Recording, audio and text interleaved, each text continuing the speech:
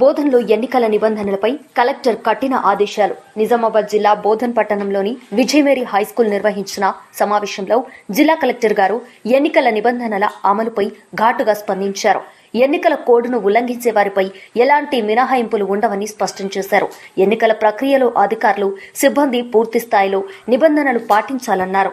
ప్రచారం, సమావేశాలు, సభలు, పోస్టర్లు, సోషల్ మీడియా వినియోగం తదితర అంశాల్లో ఎన్నికల కమిషన్ మార్గదర్శకాలను ఖచ్చితంగా అమలు చేయాలని ఆదేశించారు.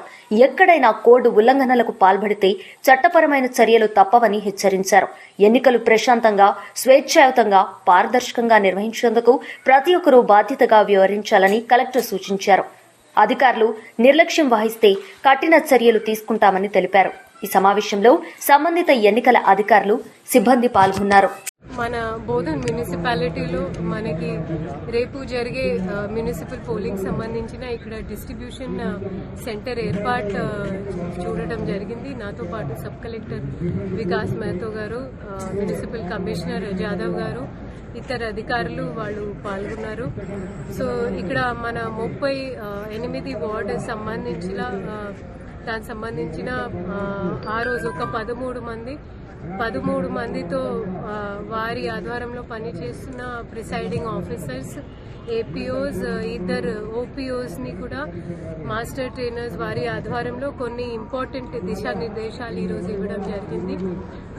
దీంట్లో భాగంగా మనకి రేపు జరిగే పోలింగ్ సమయం వాళ్ళు తప్పకుండా పాటించాలి అనేది మార్నింగ్ 7 నుంచి సాయంత్రం 5 గంటల వరకు.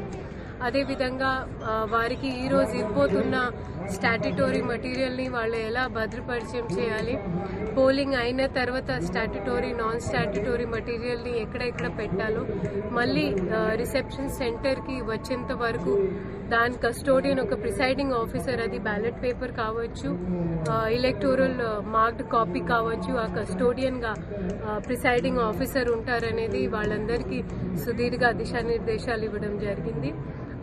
దీంతో పాటు ఓటర్స్తో కూడా మేము ప్రాంతీయ మీడియా ఛానల్ ద్వారా కోరేది ఏంటంటే, దయచేసి మీ అందరూ మీ ఓటు హక్కుని తప్పకుండా వినియోగించాలి.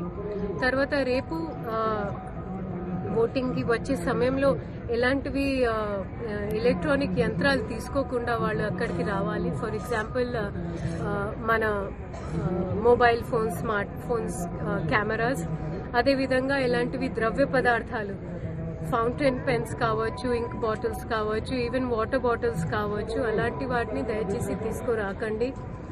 మ్యాచ్ బాక్సెస్, సిగరెట్స్, లైటర్స్, ఇవి అన్నీ కూడా నిషేధ జాబితాలో ఉన్న సామాన్లు ఉన్నాయి. తప్పని పరిస్థితిలో ఒకవేళ మొబైల్ తీసుకొని రావాలంటే మేము దాన్ని బయట బిఏలో దగ్గర ఒక చిన్న ట్రే ఏర్పాటు చేస్తూ అక్కడ జమ చేపిస్తున్నాము. బట్ అది ఏదైనా అనివార్య పరిస్థితిలోనే దయచేసి అలా చేయండి. అదేవిధంగా మన ఓటింగ్ సమయంలో 5 గంటల లోపల వరకు 100 మీటర్ లోపల ప్రహారీకి వచ్చిన వాళ్ళకి ఒక క్యూ ఉంటే మేము వెనక నుండి స్టార్ట్ చేస్తూ ఒక టోకన్ నంబర్ ఇస్తాము. అప్పటి వరకు 5 గంటల గడుపు లోపల వచ్చిన వాళ్ళు తప్పకుండా వారి ఓటు హక్కు వినియోగించవచ్చు. మీడియాతో కూడా ఇందాక కూడా మేము జిల్లా స్థాయిలో ప్రెస్ మీట్ ఏర్పాటు చేసేటప్పుడు మేము కోరేది ఏంటంటే, మా ప్రతి ఒక్క పోలింగ్ స్టేషన్ లొకేషన్లో బూత్ లెవెల్ ఆఫీసర్ ఆధ్వర్యంలో అక్కడ హెల్ప్ డెస్క్ ఏర్పాటు చేస్తున్నాము. అక్కడి వరకే మేము మీడియాని అలౌ చేస్తాము.